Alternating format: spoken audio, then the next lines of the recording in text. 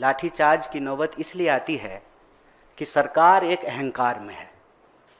यह जो double engine की फर्जी सरकार है, कायदे से वहाँ पर नौकरियों का अंबार होना चाहिए, लेकिन वहाँ पर लाठियों की बौछार हो रही है।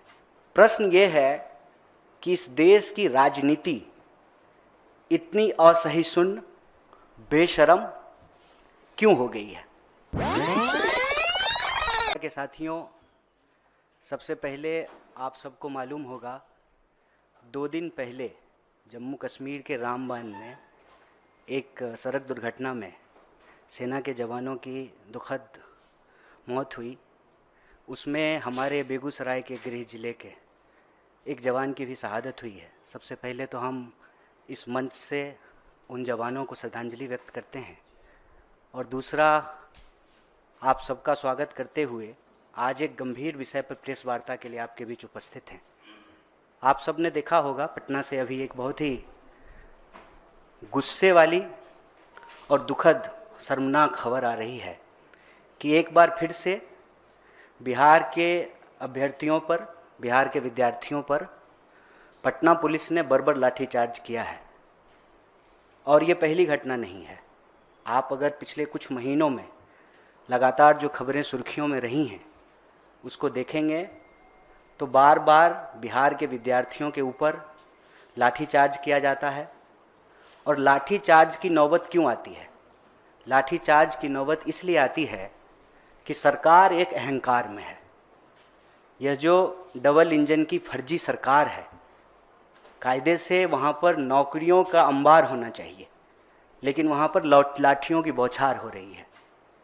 आप जब बिहार के बेरोजगारी दर को देखेंगे तो देश के बेरोजगारी दर से बिहार का बेरोजगारी दर ज़्यादा है, और उसमें बिहार के अंदर जो ग्रामीण बेरोजगारी है वो बहुत चिंताजनक है। एक व्यक्ति यदि कमाने वाला हो तो 3 इंसान उसके ऊपर निर्भर है, 3 लोगों का पालन पोषण उसके ऊपर निर्भर करता है। मतलब आप अनुमान लगा सकते हैं कि लगभग 30% तक बेरोजगारी दर ग्रामीण इलाकों में है। और यही वजह है कि अपने भविष्य को बेहतर करने के लिए बिहार के हर छोटे बड़े शहर में आपको स्टूडेंट का एक इलाका मिलेगा।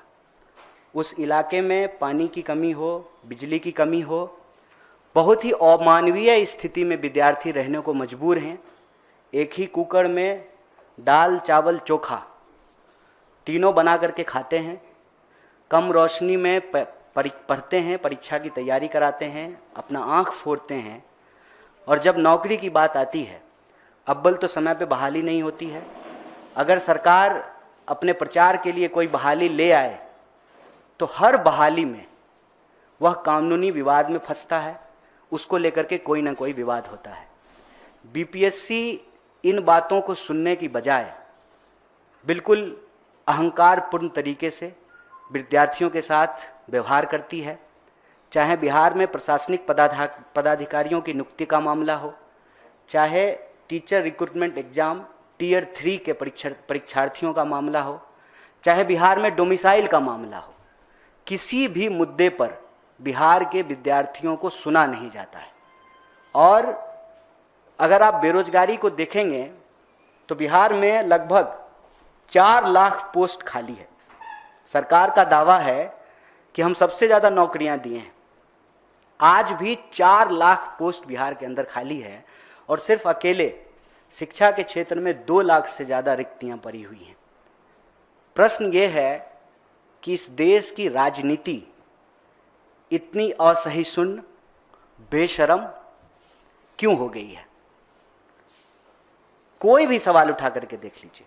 पिछली बार प्रशासनिक पदाधिकारी की जो परीक्षा हुई उसके विरोध में जब विद्यार्थी पटना की सड़कों पर उतरे तो कड़ाके की ठंड में उनके ऊपर वाटर कैनन छोड़ा गया, फिर लाठियां चलाई गई। हमारा तो ये मानना है कि बिहार में अब की बार पलटी मार की सरकार नहीं है, लाठी मार सरकार बन गई है।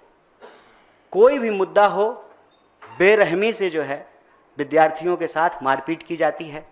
और आप उनके मुद्दों को सिर्फ सुन लीजिए, वो कुछ नहीं मांग रहे हैं। वो एक तो कहते हैं कि आप समय पे बहाली निकालिए, दूसरा कहते हैं कि आप पारदर्शी तरीके से उस बहाली को पूरा कीजिए, उस प्रक्रिया को पूरा कीजिए। दोनों सवाल को लेकर के सरकार कुछ भी सुनने को तैयार नहीं है।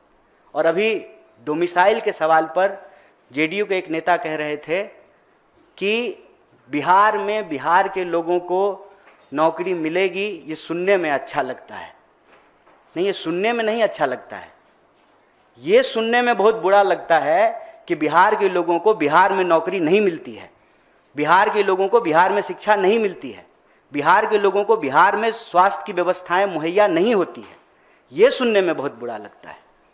चाहे पलायन का सवाल हो, अकेले बिहार से लगभग 70 लाख लोग पलायन किए हैं, जो पिछली बार आंकड़ा सरकार ने दिया था कोविड के दौरान, अकेले बिहार से। चाहे पलायन का सवाल हो, नौकरी रोजगार का सवाल हो, शिक्षा का सवाल हो, पंचवर्षीय योजना केंद्र सरकार ने बंद कर दिया है, लेकिन बिहार के विश्वविद्यालयों में अभी भी पंचवर्षीय योजनाएं चल रही हैं। शायद आपको दिल्ली में बैठ करके ये भरोसा नहीं हो कि बिहार में ग्रेजुएशन 5 साल का है, 3 साल का ग्रेजुएशन जिसकी डिग्री 5 साल में मिलती है।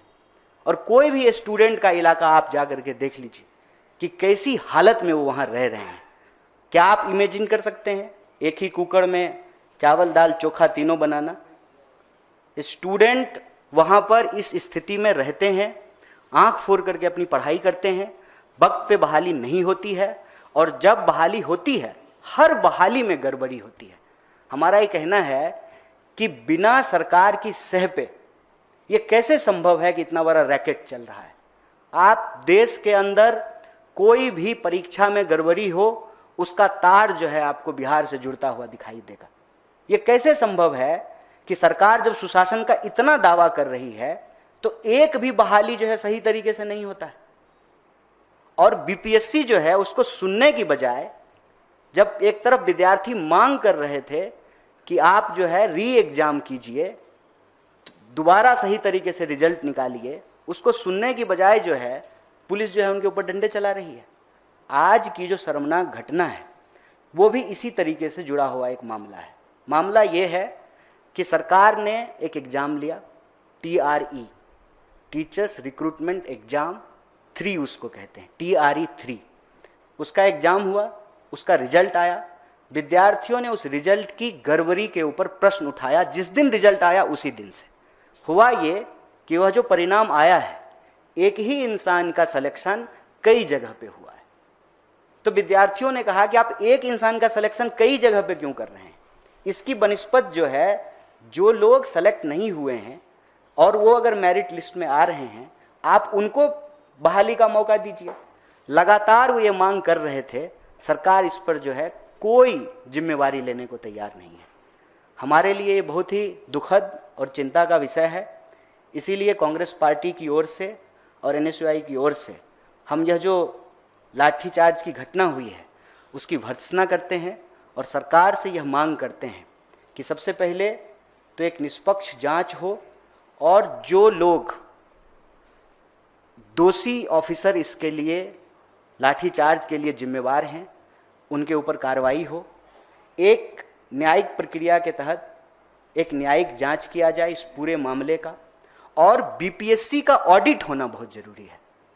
एक ही संस्था है जिसकी ये जिम्मेवारी है, जो सरकार के तहत है कि आपको बहाली निकालनी है, बहाली की प्रक्रिया पूरी करनी है। उसके ऊपर बार बार सवाल उठ रहे हैं, चाहे वो भर्ती प्रक्रिया का सवाल हो, प्रश्न पत्र की गड़बड़ी का सवाल हो, सीटों के आवंटन का सवाल हो, परिणाम में गड़बड़ी का सवाल हो, डोमिसाइल का सवाल हो। उस पर जो है उस संस्था का ऑडिट होना बहुत ज़रूरी है। और यह जो पूरा का पूरा मामला है बिहार में, चाहे वो पलायन का हो, रोजगार का हो, शिक्षा का स्थिति का हो, कांग्रेस पार्टी इस देश का एक जिम्मेदार विपक्ष होने के नाते बिहार के विद्यार्थियों के साथ और बिहार की आवाम के साथ इन मांगों के साथ खड़ी है। बहुत बहुत शुक्रिया, बहुत बहुत धन्यवाद।